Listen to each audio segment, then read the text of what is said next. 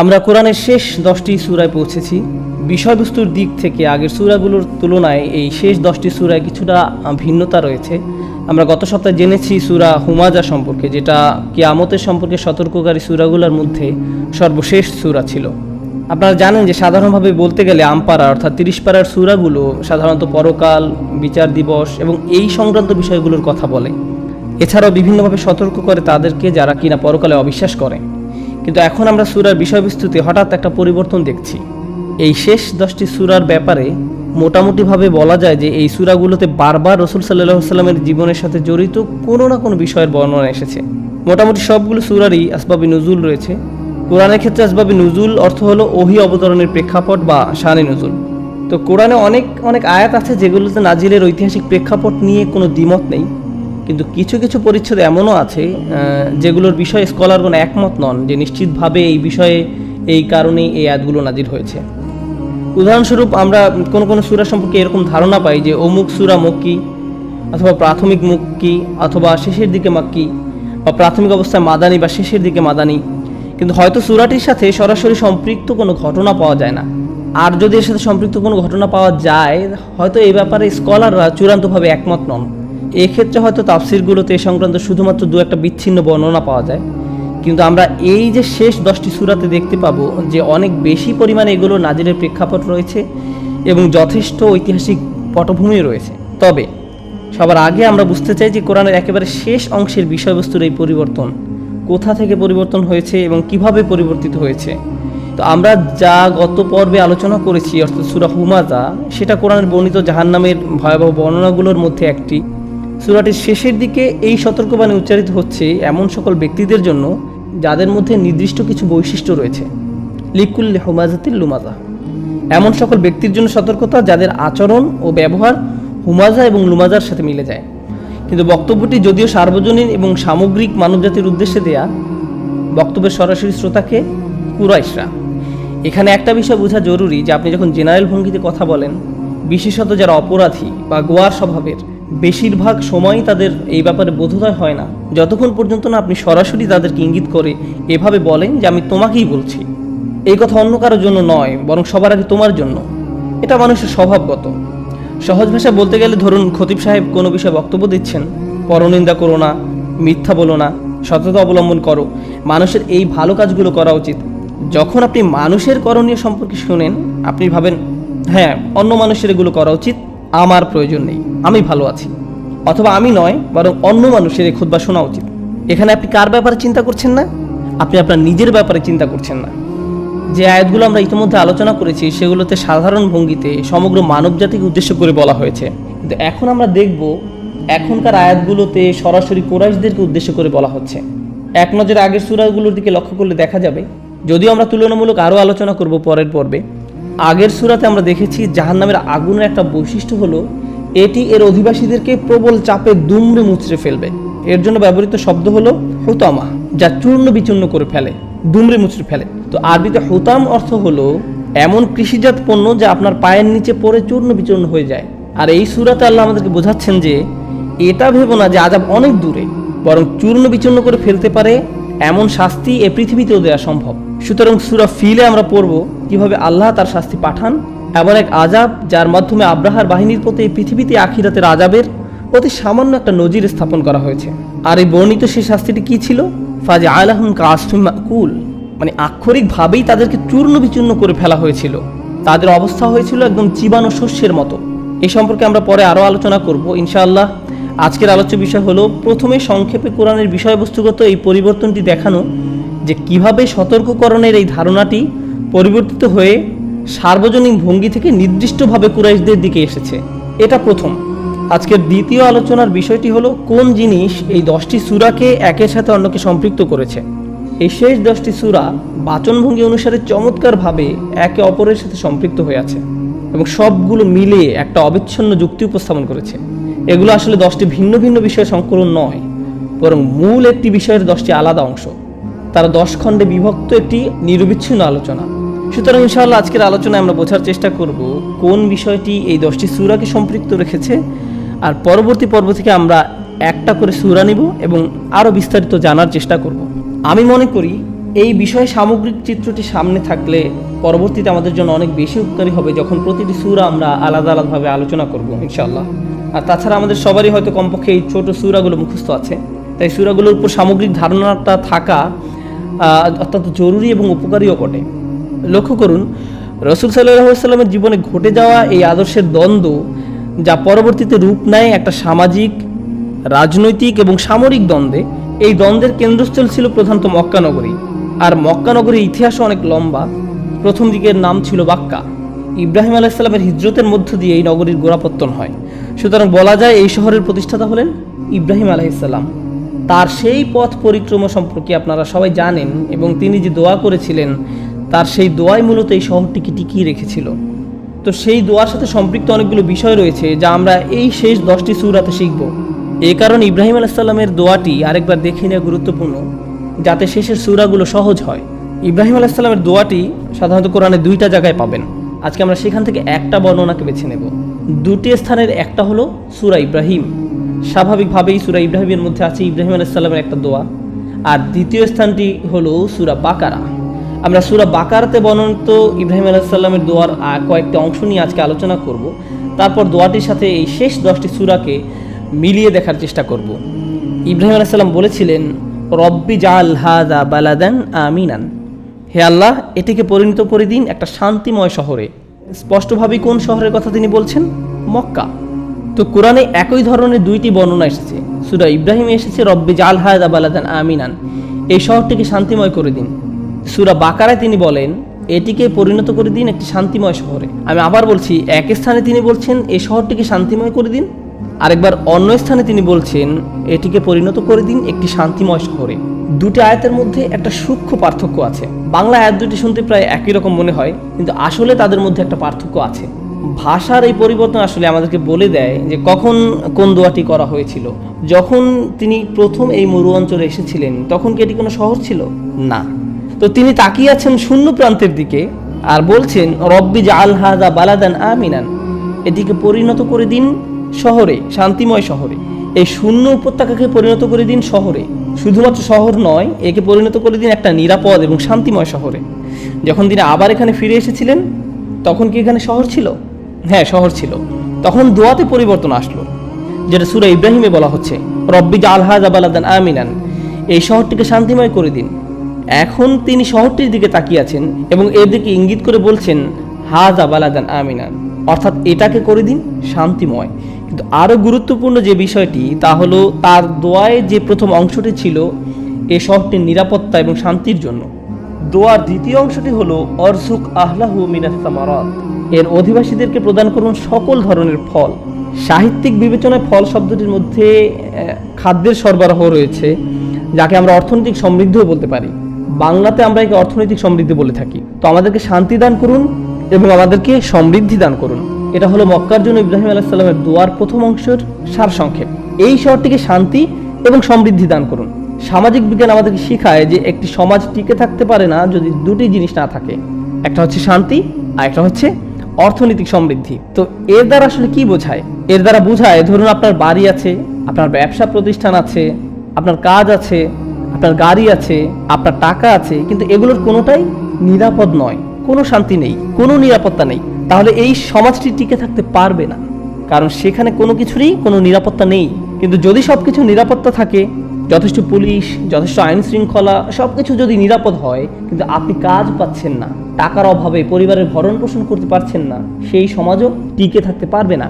শুধুমাত্র শান্তি যথেষ্ট নয়, শুধুমাত্র অর্থনৈতিক সমৃদ্ধিও যথেষ্ট নয়।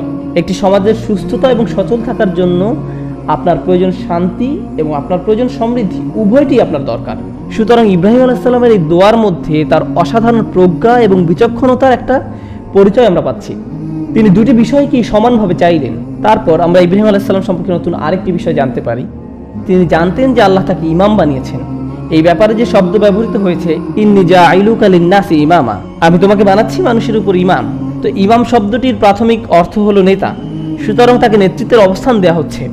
সকল মুসলিমই তাদের নিজ নিজ পরিবারের জন্য নেতা। এই কারণে আমরা দোয়া করি, ওয়াজআলনা লিল মুত্তাকিনা ইমামা, আমাদেরকে সৎকর্মশীলদের নেতা বানান। আমরা আল্লাহর কাছে এটা চাই, কারণ আপনি যদি নেতা হন তাহলে আপনার অধীনস্থদের ব্যাপারে আপনি জিজ্ঞাসিত হবেন।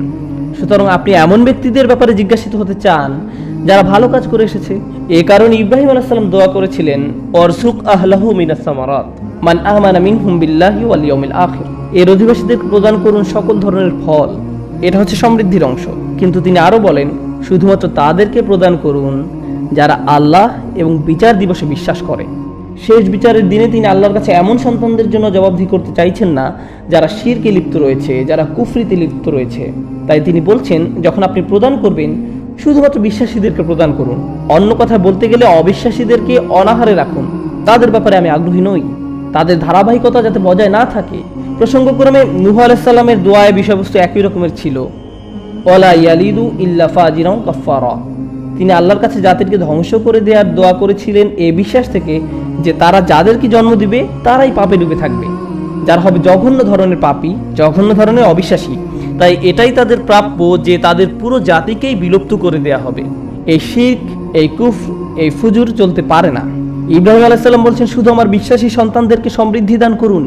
তা আল্লাহ বলছেন, না, ওমান কাফারা ফা উমাত্তিউহু কলিলান। যে অবিশ্বাস করে তাকেও আমি সামান্য প্রদান করব। তো এই হচ্ছে ইব্রাহিম আলাইহিস সালাম এবং আল্লাহর মধ্যে কথোপকথন, যেটা কিনা সূরা বাকারাতে এসেছে। এখন চলুন শেষের দিকে যাওয়া যাক, সূরা ফিল। আপনারা সবাই জানেন যে কি ঘটেছিল সূরা ফিলে। সেটি ছিল হাতি দিয়ে পূর্ণ একটি সেনাবাহিনী, কিন্তু আরবরা এর আগে কখনোই সেনাবাহিনীতে হাতির ব্যবহার দেখেনি। আরবদের জন্য এটা একেবারেই নতুন ছিল। বিষয়টা এতটাই ব্যতিক্রম ছিল যে ঐতিহাসিকভাবে এই বছরটির নাম হয়ে যায় আমুল ফিল বা হস্তির বছর। এটা এমন একটা অপরিচিত, অভূতপূর্ব বিষয় ছিল। কিভাবে তারা হাতির সাথে যুদ্ধ করবে? তো এটা এমন একটা অবস্থা ছিল যার আলোকে বলা যায় যে মক্কার শান্তি ও নিরাপত্তা আর টিকছে না। যখন মক্কার শান্তি এবং নিরাপত্তা ব্যাহত হওয়ার উপক্রম, যখন হস্তি বাহিনী মক্কার দিকে আসছিল, মক্কার অধিবাসীরা কি করেছিল? তারা পালিয়ে গিয়েছিল। তারা পাহাড়ে পালিয়ে গিয়েছিল, শুধুমাত্র কয়েকজন ছাড়া, যারা সমস্যা সমাধানের জন্য আলোচনার চেষ্টা করছিল। কিন্তু সবশেষে তারাও বলল যে আল্লাহই তার নিজের ঘর রক্ষা করবেন। আমরা ওই সকল বর্ণনা পরের পর্বে আলোচনা করব, কিন্তু এখনকার মতো জেনে রাখুন যেটা এমন একটা সময় ছিল যে অবস্থার আলোকে কেউ বলবে না যে মক্কার নিরাপত্তা সুরক্ষিত থাকতে যাচ্ছে। আব্রাহার লক্ষ্য ছিল শহরটিকে সম্পূর্ণ ধ্বংস করা, বিশেষভাবে কাবা ঘরকে ধ্বংস করা। কিন্তু সবচাইতে অনিশ্চিত অবস্থাতেও আল্লাহ ইব্রাহিম আলাইহিস সালামের দোয়ার পূর্ণতা দান করেছেন এবং তিনি মক্কার নিরাপত্তাকে সংরক্ষিত করলেন, কাবাকে সংরক্ষিত রাখলেন। সূরা ফিলের বিষয়বস্তু এটাই, মক্কার শান্তি এবং নিরাপত্তা সংরক্ষণ। এটা ছিল ইব্রাহিম আলাইহিস সালামের দোয়ার প্রথম অংশ। মনে করে দেখুন, তিনি দোয়া করেছিলেন এটিকে পরিণত করে দিন একটি শান্তিময় শহরে। আচ্ছা, তাহলে দোয়ার দ্বিতীয় অংশটি কি ছিল? দ্বিতীয় অংশটি ছিল তাদেরকে প্রদান করুন সকল ধরনের ফল, অর্থাৎ সমৃদ্ধি। এবার মনে করুন যে সূরা ফিলের পরবর্তী সূরা কি? সূরা কুরাইশ। সূরা কুরাইশের বিষয়বস্তু কি? লিইলাফি কুরাইশ ইলাফিহিম রিহলাতাশ শিতাই ওয়াস সাইফ ফালিয়াবুদু রাব্ব হাযাল বাইত। সূরাটি মূলত কুরাইশরা শীত গ্রীষ্মে বাণিজ্যিক কাফেলা নিয়ে চলাচলের যে সুযোগ পেয়েছিল তা নিয়ে। তারা যে কোনো বাণিজ্যিক অঞ্চলে অবাধে যাতায়াত করতে এবং সকল ধরনের পণ্যদ্রব্য আমদানি করতে পারত।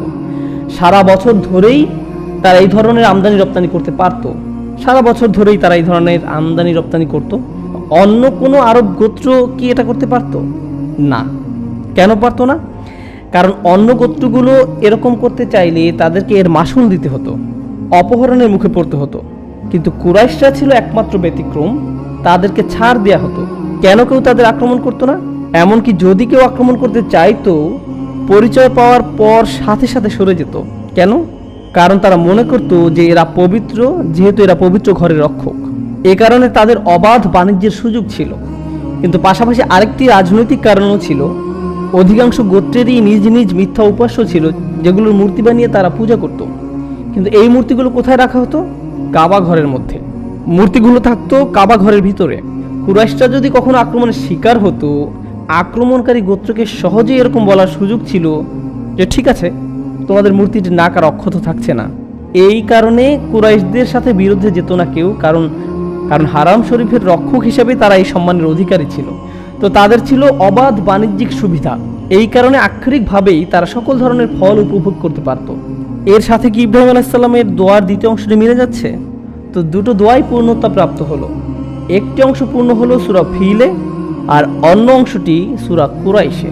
আচ্ছা, তো দোয়ার দুইটি অংশ পূর্ণ হওয়ার পর সূরা কুরাইশের শেষ অংশে আল্লাহ বলছেন, ফালিয়াবুদু রব্বা হাযাল বাইত, তাদের উচিত নিজেদেরকে এ ঘরের প্রভুর দাসত্বে বা ইবাদতে নিযুক্ত করা। তিনি এ ঘর দ্বারা কি বোঝাচ্ছেন? কাবা। আর কখন তাদের সম্পর্কে সেই দোয়া করা হয়েছিল? কাবা ঘর নির্মাণেরও আগে। দোয়াটি কে করেছিল? ইব্রাহিম আলাইহিস সালাম। শুধুমাত্র এই ঘরের কথা উল্লেখ করার মাধ্যমে তাদেরকে এটা স্মরণ করিয়ে দেওয়া হচ্ছে যে কি অবস্থায় তাদের এই শহরের সূচনা হয়েছিল। এটা সূচনা হয়েছিল ইব্রাহিম আলাইহিস সালামের দোয়ার মাধ্যমে, যিনি এই ঘরটিকে নির্মাণ করেছিলেন। আর তাই আল্লাহ তাদেরকে এটা স্মরণ করিয়ে দিচ্ছেন, আল্লাযী আত'আমাহুম মিন জু'ইন ওয়া আমানাহুম মিন খাউফ। তিনি তাদেরকে ক্ষুধার আহার দিয়েছেন, ক্ষুধা থেকে রক্ষা করেছেন, আর তিনি তাদেরকে নিরাপত্তা দিয়েছেন। ভীতিকর অবস্থা সত্ত্বেও তিনি তাদেরকে নিরাপত্তা দিয়েছেন। তো তিনি তাদেরকে অনুগ্রহের কথা স্মরণ করিয়ে দিচ্ছেন, যা হলো সরাসরি ইব্রাহিম আলাইহিস সালামের দোয়ার সুফল। এখন তারা কি যোগ্য এই সকল অনুগ্রহ ভোগ করার? কুরাইশদের কার্যকলাপ কি তেমন ছিল যাতে তারা ইব্রাহিম আলাইহিস সালামের দোয়ার সুফল ভোগ করতে পারে? মনে করে দেখুন, ইব্রাহিম আলাইহিস সালাম কিন্তু তার সকল সন্তানদের জন্য এই দোয়া করেননি। তিনি কাদের জন্য এটা করেছিলেন? তার ঈমানদার সন্তানদের জন্য। কিন্তু কুরাইশরা কি ঈমানদার সন্তান ছিল? না, তারা নয়। তারপরে আল্লাহ বলছেন, যে অবিশ্বাস করে আমি তাকেও কিছুটা অংশ দেব। আল্লাহ এটা বলেছেন, ওমান কাফারা ফায়ুমাত্তিউহু কলিলান, তারপর তাকে আমি আগুনের আযাবে প্রবেশ করতে বাধ্য করব। কিন্তু এখন এটা পরিষ্কার হওয়া প্রয়োজন যে এরা কি ইব্রাহিম আলাইহিস সালামের যোগ্য সন্তান নাকি অযোগ্য সন্তান, এটা পরিষ্কার হওয়া জরুরি। পরবর্তী সূরা বলে দেয়, যদিও কুরাইশরা ইব্রাহিম আলাইহিস সালামের দোয়ার সুফল ভোগ করেছিল, কিন্তু তারা এর যোগ্য ছিল না।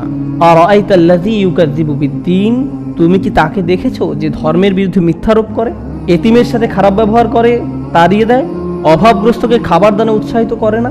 আর এমনকি যখন তারা প্রার্থনা করে তাতেও তারা অলসতা করে, লোক দেখানোর জন্য প্রার্থনা করে। তারা এতটাই নির্দয়। ওয়ায়ামনাউনাল মাউন, আরবিতে খুবই সামান্য অনুগ্রহকে বলা হয় মাউন। আপনার প্রতিবেশী এসে বলল, আপনার বাসায় লবণ আছে, ধার দিতে পারবেন? আপনি বিরক্ত হয়ে দরজা বন্ধ করে দিলেন। এটাই ইয়ামনাউনাল মাউন, অর্থাৎ অতিমাত্রায় নির্দয় হওয়া। যেরকম হলে সামান্য অনুগ্রহ আপনার কাছ থেকে বের হয় না। ধরুন আপনি ক্লাসরুমে বসে আছেন, আপনার পাশের জনের কলমের কালি শেষ হয়ে গেছে, আপনি 4টা কলম পকেটে নিয়ে বসে আছেন, কিন্তু অতিরিক্ত কলম থাকা সত্ত্বেও আপনি ইচ্ছাকৃত লুকিয়ে রাখছেন। এটাই ইয়ামনাউনাল মাউন। তো আল্লাহ প্রকাশ করে দিচ্ছেন তারা কেমন ধরনের অযোগ্য, যে সুযোগ সুবিধা তারা উপভোগ করছিল তা পাবার কতটা তারা অযোগ্য ছিল। এখন এই সূরায় তাদের অযোগ্যতা প্রকাশ হওয়ার পরে চলুন আমরা বাকারায় বর্ণিত আল্লাহ এবং ইব্রাহিম আলাইহিস সালামের মধ্যে যে কথা হয়েছিল সেখানে একটু ঘুরে আসি। আল্লাহ বলেন, আমি তোমার অবিশ্বাসী সন্তানদেরকেও কিছু অংশ প্রদান করব, তারপর আমি তাদেরকে জাহান্নামে প্রবেশ করতে বাধ্য করব। আপনার কি মনে হয় ইব্রাহিম আলাইহিস সালামের কাছে এই জবাবটি ভালো লেগেছিল যে তার সন্তানদের মধ্য থেকে কেউ কেউ জাহান্নামে যাবে, কুফরি করবে? তো এ কারণেই তিনি এটা নিশ্চিত করতে চাইলেন যে তার কিছু সন্তান যাতে এমন হয় যারা কখনো কুফরি করবে না। তো তিনি দোয়া করলেন দুইটা অংশে। তিনি প্রথমে শুরু করলেন তার নিজেকে এবং সন্তানকে দিয়ে, রব্বানা ওয়াজআলনা মুসলিমাইনি লাক ওয়া মিন যুররিয়াতিনা উম্মাতাম মুসলিমাতান লাক। ও আল্লাহ, অন্তত এটা নিশ্চিত করুন যে আমরা দুজন, আমি নিজে এবং তার সাথে কে কাবাঘর নির্মাণ করেছিলেন? ইসমাইল আলাইহিস সালাম। ওয়া ইয ইয়ারফাউ ইব্রাহিমুল কওয়াইদা মিনাল বাইতি ওয়া ইসমাঈল। সুতরাং এটা নিশ্চিত করুন যে অন্তত আমরা দুজন যেন আপনার কাছে মুসলিম হিসাবে থাকতে পারি, আপনার কাছে পরিপূর্ণ আত্মসমর্পণ করতে পারি। আর এটাও নিশ্চিত করুন আমাদের ভবিষ্যৎ প্রজন্ম থেকে যেন অন্তত পক্ষে একটি অংশ থাকে যারা শুধু আপনার জন্য মুসলিম থাকবে, যারা শুধু আপনার নিকট আত্মসমর্পণকারী হবে। ওয়া আরিনা মানাসিকানা ওয়া তুব আলাইনা, আর আমাদেরকে আমাদের ইবাদতের বিধিবিধান দেখিয়ে দিন, আমাদের তওবা কবুল করুন। ঠিক আছে, এখন এই দোয়াটির পরে ইব্রাহিম আলাইহিস সালামের আরেকটি দোয়ার উল্লেখ রয়েছে। তিনি জানতেন যে ইসলাম এবং কুফর যদি একসাথে থাকে, ইসলাম একসময় বিলুপ্ত হয়ে যাবে যদি না এমন কাউকে পাঠানো হয় যিনি ইসলামের বিশুদ্ধতা রক্ষা করবেন। তাই তিনি দোয়া করলেন, রব্বানা ওয়াবআথ ফীহিম রাসূলাম মিনহুম। তিনি বললেন, ও আল্লাহ, আমাদের মধ্য থেকে একজন রসুল পাঠান, এমন একজনকে নিযুক্ত করুন, এমন একজন রসুলকে পাঠান যিনি হবে তাদেরই মধ্যে থেকে একজন। সুতরাং অবিশ্বাসীরা হলো অযোগ্য আর বিশ্বাসীরা হলো যোগ্য আল্লাহর নেয়ামতের, আর বিশ্বাসীদের নেতৃত্ব দিবেন একজন রসুল। তো এখন চলুন আবার কোরআনের শেষ অংশে যাই। সূরা মাউন অবিশ্বাসীদের মুখোশ উন্মোচন করে দেয়। যদি অবিশ্বাসীদের কথা প্রকাশ করা হয়, একই সাথে আপনাকে এখন আর কার কথা প্রকাশ করা উচিত? অবিশ্বাসীদের বিপরীত কে এই কাবা ঘরে রক্ষণাবেক্ষণ করার যোগ্য যদি অবিশ্বাসীরা ঘরটি যথাযথ রক্ষণাবেক্ষণ করতে না পারে? আল্লাহর ঘরের উদ্দেশ্য হলো প্রার্থনা করা, আর এরা প্রার্থনা করে শুধু লোক দেখানোর জন্য। আল্লাযীনা হুম ইউরাউন, কুরবানির ক্ষেত্রে যখন আপনি পশু কুরবানি করেন, পশুর মাংস কি করা উচিত? বিতরণ করা উচিত। এটা দানশীলতার একটা বহিঃপ্রকাশ। এরা এতটাই দয়াশূন্য যে সামান্য জিনিসও দান করে না। ওয়ায়ামনাউন আল মাউন, সুতরাং নিঃসন্দেহে এরা অযোগ্য। তো এখন পরের সূরায় কার কথা প্রকাশ করা হচ্ছে? এর বিপরীত লোকদের, যারা অনুগ্রহ পাওয়ার যোগ্য। এই ঘরের রক্ষণাবেক্ষণের যোগ্য আসলে কে হওয়া উচিত? ইন্না আ'তাইনাকাল কাউসার, আমরা আপনাকে দান করেছি, অর্থাৎ রাসূল সাল্লাল্লাহু আলাইহি সাল্লামকে আপনাকে দান করেছি অপরিসীম কল্যাণ। স্কলাররা কাউসার শব্দটি নিয়ে অনেক দীর্ঘ আলোচনা করেছেন। হাদিস থেকে এই ব্যাপারটি পরিষ্কার যে আল কাউসার হলো জান্নাতের একটি নদী, কিন্তু কাউসার শব্দটির মধ্যে আরও অনেক বিষয় অন্তর্ভুক্ত। এতে অন্তর্ভুক্ত রয়েছে বিজয়, যা আল্লাহ তাআলা রাসূল সাল্লাল্লাহু আলাইহি সাল্লামকে দিয়েছিলেন। আরও অন্তর্ভুক্ত রয়েছে কোরআন, এতে অন্তর্ভুক্ত রয়েছে ইব্রাহিম আলাইহিস সালামের সুন্নাহর পুনর্জীবন। আরও অন্তর্ভুক্ত রয়েছে আল্লাহর ঘরের পবিত্রতা রক্ষা করা, যার নির্মাণ করেছেন ইব্রাহিম আলাইহিস সালাম, এবং যার পবিত্রতা বিনষ্ট হয়েছিল কাদের দ্বারা? ইব্রাহিম আলাইহিস সালামেরই অযোগ্য সন্তানদের দ্বারা। এই সবগুলোই ছিল রাসূল সাল্লাল্লাহু আলাইহি সাল্লামের প্রতি আল্লাহর দেয়া বৃহত্তম কল্যাণের অংশ। বিষয়টি ভেবে দেখুন, এই ঘরটি কাবা ঘর, যা তৈরি করা হয়েছিল আল্লাহর একাত্মবাদের জন্য। শতাব্দীর পর শতাব্দী এই ঘরটিতে শিরক চলে আসছিল, যা তাওহীদের কেন্দ্রবিন্দু হওয়ার কথা ছিল। আর কাকে এই ঘরটি শিরক মুক্ত করার সম্মান দেওয়া হলো? তিনি হলেন রাসূলুল্লাহ সাল্লাল্লাহু আলাইহি সাল্লাম। এটা অনেক বড় সম্মান, এটা বিশাল সম্মানের বিষয়। আর তার রিসালাতেই কিবলা পরিবর্তিত হলো। শতাব্দীর পর শতাব্দী ইমানদাররা যেখানেই থাকতো তাদের কিবলা ছিল আল আকসা, কিন্তু এখন তার নেতৃত্বের অধীনে সেই কিবলা পরিবর্তিত হলো। সুতরাং এভাবেই রাসূল সাল্লাল্লাহু আলাইহি সাল্লামকে দেয়া হলো চূড়ান্ত কল্যাণ, ইন্না আ'তাইনাকাল কাউসার। কিন্তু এরপর আল্লাহ দুইটা চমৎকার বিষয়ের উল্লেখ করলেন। সূরা কাউসার খুবই ছোট একটি সূরা, মাত্র 3টা আয়াত। তো দ্বিতীয় আয়াতে বলছেন ফাসাল্লি লিরাব্বিকা ওয়ানহার, আপনি আপনার পালনকর্তার উদ্দেশ্যে নামাজ পড়ুন এবং কুরবানি করুন।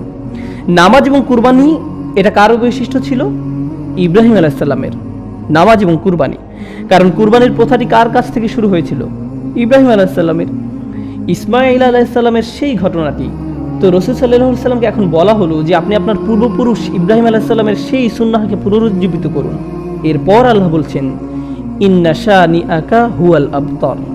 আয়াতটিতে একজন কাফেরের করা আপত্তিকর মন্তব্যের জবাব দেওয়া হয়েছে। পরবর্তী কোনো সময় আমরা এই ব্যাপারে বিস্তারিত আলোচনা করব, কিন্তু এখানেও নির্দিষ্ট ভাষা ব্যবহার না করে বরং সাধারণ ভাষা ব্যবহার করা হয়েছে। অর্থাৎ এভাবে বলা যায় যে কেউ একজনকে এখানে শত্রু হিসাবে ঘোষণা করা হয়েছে। আমরা আয়াতগুলোর মাঝখানে যা শিখছি তা হলো এখন এই সূরা নাজিল হয়েছে এবং এটা পরিষ্কার হয়ে গেছে যে কে ইব্রাহিম আলাইহিস সালামের যোগ্য সন্তান আর কে অযোগ্য। এখন তোমরা আর একই পরিবারের অন্তর্ভুক্ত নও, যদিও তোমাদের বাবা একজনই ইব্রাহিম আলাইহিস সালাম, কিন্তু তোমরা এখন আর একটি পরিবার না।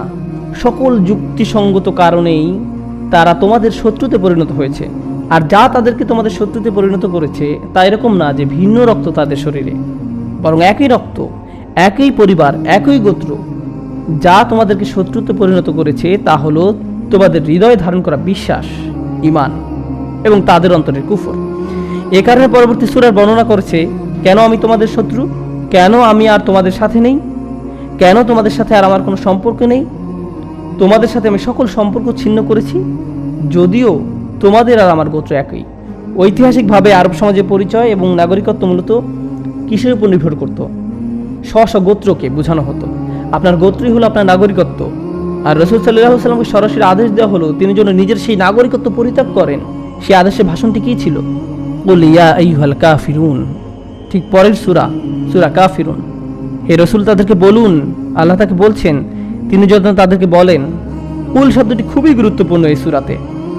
এখন আমি আপনাকে আদেশ করছি তাদেরকে বলুন। তাদেরকে এরকম সম্বোধনের প্রয়োজন নেই যে ও আমার জাতি, ও আমার গোত্র, ও আমার পরিবার, ও কুরাইশ, এভাবে বলার প্রয়োজন নেই। বরং তাদেরকে বলুন হে কাফেররা, বরং তাদেরকে বলুন কাফের। কেন তারা কাফের? তারা তার উপাসনা করে না যার উপাসনা আমি করি। ওয়ালা আনতুম আবিদুনা মা আবুদ। বারে বারে এই সূরাতে এই বিষয়টি উল্লেখ করে দেয়া হচ্ছে। আমরা মোটেও আর একই অবস্থানে নেই, আমরা আলাদা হয়ে গেছি। আমি ইব্রাহিম আলাইহিস সালামের পথের অনুসারী, কিন্তু পরিষ্কারভাবেই তোমরা সেই পথের অনুসারী নও। ঘোষণাটা অনেকটা যুদ্ধ ঘোষণা করার মতো। আর যখন আপনি এরকম সম্পর্কচ্ছেদের ঘোষণা দিলেন, এর অর্থ আপনার আপন লোকেরা আপনার শত্রুতে পরিণত হয়ে গেল। আর যখন এই ধরনের বিরোধ এবং সংঘাতের পরিস্থিতি তৈরি হবে, এটা অনিবার্য যে কেউ বিজয়ী হবে আর কেউ পরাজিত হবে। সেটা দেখুন পরবর্তী সূরাতে কি এসেছে। ইযা জাআ নাসরুল্লাহি ওয়াল ফাতহ। প্রথমে বিরোধ সংঘাতের ঘোষণা দেওয়া হয়েছে সূরা কাফিরুনে, এবং তারপর সেই সংঘাতের ফলাফল হিসাবে রাসূল সাল্লাল্লাহু আলাইহি ওয়াসাল্লামকে বিজয়ী ঘোষণা করা হচ্ছে। সূরা নাসরের নাজিলের ঐতিহাসিক প্রেক্ষাপট নিয়ে বেশ কয়েকটা মত রয়েছে, কিন্তু উল্লেখযোগ্য সংখ্যক স্কলারগণ মনে করেন এটা মাদানী, কেউ কেউ মনে করেন এটা মক্কি। আর এ ব্যাপারে উভয় পক্ষেরই বিভিন্ন মতামত রয়েছে। আমরা সেগুলোর বিশ্লেষণ করব যখন সূরাটির আলোচনা আসবে। কিন্তু মূলত এই সূরাটি হলো আল্লাহর পক্ষ থেকে দেয়া নিশ্চিত বিজয়ের প্রতিশ্রুতি, এই নিশ্চয়তা যে আপনি এই সংঘাতে বিজয়ী হবেন। তো এখন এই সূরা এবং পরবর্তী সূরার সম্পর্ক বুঝতে হলে আমাদেরকে একটু ভিন্ন আঙ্গিকে চিন্তা করতে হবে। যখন আল্লাহ তার রাসূল সাল্লাল্লাহু আলাইহি ওয়াসাল্লামকে বিজয় দান করলেন, আপনি কি মনে করেন এটা ইতিহাসের কোনো সাধারণ ঘটনা? না, বরং এটা মানব ইতিহাসে অনেক বড় একটা ঘটনা। এই পৃথিবীতে ইসলামের বিজয় এবং আল্লাহর দ্বীন কায়েমের ইতিহাসটা অনেক বড় ঘটনা। নাজিল হওয়া এই আয়াতটি আল ইয়াউমা আকমালতু লাকুম দীনাকুম, এটা সাধারণ কোনো বিষয় নয়, অনেক বড় একটা বিষয়। ইনি হচ্ছেন সর্বশেষ নবী, আর এটা হলো সর্বশেষ বিজয়। এটা অনেক বড় একটা ঘটনা। যখন আল্লাহ এই পৃথিবীতে বড় ধরনের কোনো বিজয় অথবা নিদর্শন পাঠান, এর জন্য আল্লাহর পক্ষ থেকে সাহায্য আসে বড় ধরনের। এই সাহায্য আসার আগে আল্লাহ অপেক্ষাকৃত ছোট কিছু নিদর্শন পাঠান। আপনারা জানেন যে আল্লাহ মুসা আলাইহিস সালামকে সবচেয়ে কোন সাহায্যটি বড় করেছিলেন? আল্লাহর পক্ষ থেকে সবচেয়ে বড় সাহায্যটি ছিল যখন সমুদ্র দুভাগ হয়ে গেল আর তিনি পার হয়ে গেলেন। কিন্তু এই বড় সাহায্যটির আগে ছোট ছোট আরও কি সাহায্য ছিল, যেগুলো দেয়া হয়েছিল শুধু এটা দেখানোর জন্য যে জেনে রাখো বড় সাহায্য আসছে। কিন্তু এগুলো ছিল ছোট ছোট কিছু নিদর্শন। মুসা আলাইহিস সালামের লাঠি, তার হাতের মাজেজা, যে 9টি নিদর্শন দেয়া হয়েছিল ফিরাউন ও তার সভাসদদেরকে। সুতরাং একটা ছিল বড় নিদর্শন, কিন্তু বড় সেই বিজয়ের আগে অনেকগুলো ছোট ছোট নিদর্শন দেয়া হয়েছিল। আর যখন আপনি ছোট নিদর্শনগুলো দেখতে পান, সেটা এরকম যে আমার শিক্ষক এভাবে বলতেন যে তীব্র বৃষ্টির আগে আপনি ঘন মেঘ এবং বাতাসের পরিবর্তন দেখতে পাবেন, এবং সেই মেঘ এবং বাতাস আপনাকে বলে দেয় যে বড় কিছু একটা ঘটতে যাচ্ছে। আল্লাহর পাঠানো নিদর্শনগুলো ঠিক তেমনি, আপনি বড় নিদর্শন দেখার আগে ছোট নিদর্শনগুলো দেখতে পান। এখন সূরা নসরে আল্লাহ যখন বিজয়ের ঘোষণা দিলেন, এটা কি বড় একটা নিদর্শন না ছোট নিদর্শন? এটা অনেক বড় একটা নিদর্শন। তো ছোট নিদর্শন কোনগুলো যা বলে দিচ্ছে যে বড় বিজয়টা আসছে? আপনাকে একটা ছোট বিজয় নমুনা দেখাতে পারেন যাতে বড় বিজয়টা আসছে বলে আমাদের মনে হয়? এর পরের সূরাটিতে আসছে কোন সমস্যাটি আপনাকে এই মুহূর্তে কষ্ট দিচ্ছে। ও আল্লাহ রসুল সাল্লাল্লাহু আলাইহি ওয়াসাল্লামের প্রতি চরম শত্রুতা পোষণকারীদের মধ্যে একজন ছিল আবু লাহাব। রাসূল সাল্লাল্লাহু আলাইহি ওয়াসাল্লামকে কষ্ট দেওয়ার কারণে আবু লাহাবের উচিত ব্যবস্থা আল্লাহ করেছেন। তাব্বাত ইয়াদা আবি লাহাবিন ওয়া তাব, আবু লাহাবের সাথে তার স্ত্রীরও উচিত ব্যবস্থা করা হয়েছে। আমরাতুহু হাম্মালাতাল হাতাব, আল্লাহ আবু লাহাবকে ধ্বংস করলেন। আর এটি হলো বড় বিজয়ের পূর্বে ছোট একটি নিদর্শন। আমাদের হাতে আরো 3টি সূরা বাকি আছে, আমরা কোরআনের শেষের দিকে আছি। শেখ আমিন আহসান ইসলাহি তার তাফসীর তাদাব্বুরুল কোরআন এবং শেখ মোহাম্মদ ফারুক আজ-জাইন তার নাজমুল কোরআন, এই 2টি তাফসীরে তারা চমৎকারভাবে শেষ সূরা 3টির ব্যাপারে আলোচনা করেছেন। আমি সারাংশটুকু শুধু বলছি ইনশাআল্লাহ। 1 নম্বর, মানুষ যখন দীর্ঘ সময় ধরে যুদ্ধরত অবস্থায় থাকে, প্রায় তারা ভুলে যায় যে কী জন্য তারা যুদ্ধ করছে। আর ইতিহাসের প্রেক্ষাপট সামনে থাকলে এই বিষয়টা আমাদের সহজেই বুঝতে পারার কথা। যখন মানুষ দীর্ঘ সময় ধরে সংঘাতের মাঝে থাকে, যুদ্ধ চলতেই থাকে আর চলতেই থাকে, মানুষ ভাবতে থাকে এ যুদ্ধের শুরু কোথায় হলো, কেন আমরা এখন যুদ্ধের মধ্যে, কেনই বা আমরা যুদ্ধ করছি। মানব ইতিহাসে এটা কোনো নতুন বিষয় নয়, অতীতে এরকম বারবার ঘটেছে। এই সংঘাত রাসূল সাল্লাল্লাহু আলাইহি ওয়াসাল্লাম এবং কুরাইশদের মধ্যে, ইমানদার এবং কাফেরদের মধ্যে যে সংঘাত, এটা কি সাময়িক ছিল নাকি দীর্ঘ সময় ধরে চলছিল? এটা মোটামুটি দীর্ঘ সময় ধরে চলছিল। এটা কি মনে করিয়ে দেয় গুরুত্বপূর্ণ, কেন আমরা এই সংঘাতে লিপ্ত আছি? মনে করে দেখুন কোথায় এই সংঘাতের সূচনা হয়েছিল। ইব্রাহিম আলাইহিস সালাম দোয়া করেছিলেন, যারা বিশ্বাসী তাদেরকে নিয়ামত প্রদান করুন, আর যারা বিশ্বাসী নয় তাদেরকে প্রদান করবেন না। সুতরাং সংঘাতটি ছিল বিশ্বাসী এবং অবিশ্বাসীদের মধ্যে। আর আপনি যদি এক কথা ইব্রাহিম আলাইহিস সালামের রেখে যাওয়া পথটিকে প্রকাশ করতে চান, এক কথায় যে কাউকে জিজ্ঞেস করুন, ইনশাআল্লাহ তারা বলবে তাওহীদ। ইব্রাহিম আলাইহিস সালাম তার দেখানো পথটিকে এক কথায় প্রকাশ করেছেন, আল্লাহর একত্ববাদ বা তাওহীদ। শুধুমাত্র আল্লাহর উপর ভরসা করা, শুধুমাত্র আল্লাহকে বিশ্বাস করা, আল্লাহর কাছেই প্রার্থনা করা, এইটাই ইব্রাহিম আলাইহিস সালামের রেখে যাওয়া পথ। সুতরাং বিজয়ের এই প্রতিশ্রুতি প্রদানের পরেই আমাদেরকে উম্মার মূল এজেন্ডার কথা আরেকবার স্মরণ করে দেওয়া হচ্ছে। পরের সূরা কোনটি? কুল হুয়াল্লাহু আহাদ আল্লাহুস সামাদ। এই সূরার মূল উদ্দেশ্য কি? তাওহীদ, যেটা এক কথা ইব্রাহিম আলাইহিস সালামের রেখে যাওয়া পথ। এখন এই তাওহীদ কি এই প্রথম নাজিল হলো? না, মানব ইতিহাসের প্রত্যেক নবীকেই তাওহীদ দেওয়া হয়েছিল, একই শিক্ষা। আল্লাহ যে অদ্বিতীয়, এটাই ছিল প্রত্যেক নবীর দাওয়াতের মূল শিক্ষা। কিন্তু এমনটি হয়েছে যে মানব ইতিহাসে তাওহীদ এসেছে আর মানুষ এতে বিশ্বাস স্থাপন করেছে, কিন্তু সময়ের ব্যবধানে এটা দুর্বল হতে হতে আবার শিরকের সাথে মিশে গেছে, বিকৃত হয়ে গেছে। এমনটা কি কখন হয়েছে? নিঃসন্দেহে ঘটেছে এমনটা। কারণ এটাই প্রথমবার নয়, আগেও মানুষ ইমানদার ছিল, কিন্তু প্রজন্মের পর প্রজন্ম তাওহীদ দুর্বল হতে হতে একসময় মানুষ আবার শিরকের দিকে ফিরে গেছে। এমনটাই ঘটেছে। তো এটা যেহেতু ঘটেছে, এ কারণে আল্লাহ শুধুমাত্র তাওহীদই পাঠাননি, তিনি তাওহীদের দুটি নিরাপত্তা রক্ষীও পাঠিয়েছেন। খেয়াল করে দেখুন, তাওহীদ কলুষিত হতে পারে বাহির থেকে, আবার আল্লাহর প্রতি ঈমান ভিতরের কামনা বাসনার কারণেও কলুষিত হতে পারে। তো কলুষিতা বাইরে থেকেও আসতে পারে, আবার ভিতর থেকেও আসতে পারে। বাইরের কলুষিতা থেকে মুক্ত থাকার জন্য আল্লাহ নিরাপত্তা রক্ষী প্রেরণ করেছেন, আর তা হলো সূরা ফালাক। এই সূরাটি নাজিল করা হয়েছে ঈমানদারদেরকে বাইরের কলুষতা এবং কুপ্রভাব থেকে রক্ষা করার জন্য। কিন্তু ভিতরের কলুষতা কোনটি?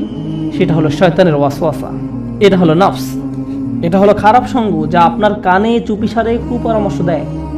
আর আপনি বলে ওঠেন, তাই তো, এটা তো চমৎকার একটা আইডিয়া। তো এভাবে প্রথমে এটা আপনার আচরণকে কলুষিত করে, অবশেষে এটা আপনার তাওহীদ এবং আল্লাহর বিশ্বাসকে ধ্বংস করে দেয়। এই কারণে সূরা নাসে ভেতরের কলুষতা থেকে সুরক্ষা প্রদান করা হয়েছে। সুতরাং তাওহীদ এবং এর দুটি নিরাপত্তা রক্ষী, একটা রক্ষা করে ভিতরের কলুষতা থেকে, অন্যটি রক্ষা করে বাইরের কলুষতা থেকে।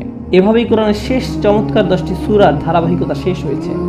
আমরা এগুলো সব সময় পড়ি এবং সূরাগুলো এত গভীর, তাৎপর্যপূর্ণ এবং পরস্পর সামঞ্জস্যপূর্ণ যুক্তি উপস্থাপন করে, যা ইব্রাহিম আলাইহিস সালামের শিক্ষার সাথে সম্পর্কযুক্ত এবং যা দেখায় যে ইব্রাহিম আলাইহিস সালামের রেখে যাওয়া পথ কিভাবে রাসূল সাল্লাল্লাহু আলাইহি সাল্লামের দেখানো পথের সাথে মিলে যায়। সর্বশেষ যে বিষয়টি আমি আপনাদের সাথে শেয়ার করতে চাই, সেটা হলো আল্লাহর নির্দেশনা রাসূল সাল্লাল্লাহু আলাইহি সাল্লামের প্রতি। এই আয়াতটি অথবা আয়াতের অংশটিতে আল্লাহ রাসূল সাল্লাল্লাহু আলাইহি সাল্লামকে বলছেন, ইব্রাহিম আলাইহিস সালামের দেখানো পথটিকে পুনরুজ্জীবিত করার জন্য ইত্তাবি' মিল্লাতা ইব্রাহিম হানিফা। আল্লাহ রাসূল সাল্লাল্লাহু আলাইহি সাল্লামকে বলছেন, আপনি ইব্রাহিম আলাইহিস সালামের দেখানো পথের অনুসরণ করুন, হানিফা, যিনি ছিলেন একনিষ্ঠভাবে আল্লাহর প্রতি নিবেদিত। তো এই হলো 10টি সূরার উপর সামগ্রিক একটা চিত্র বা সারমর্ম, যা আপনাদের সামনে আজকে তুলে ধরতে চেয়েছিলাম। পরবর্তী আমরা একটা একটা সূরা করে নিব এবং বিস্তারিত আলোচনা করব ইনশাআল্লাহ। বারাকাল্লাহু লি ওয়া লাকুম ফিল কুরআনিল হাকীম ওয়া নাফা'না ওয়া ইয়্যাকুম মিনাল আয়াতি ওয়ায যিকরিল হাকীম। আসসালামু আলাইকুম ওয়া রাহমাতুল্লাহি ওয়া বারাকাতুহু।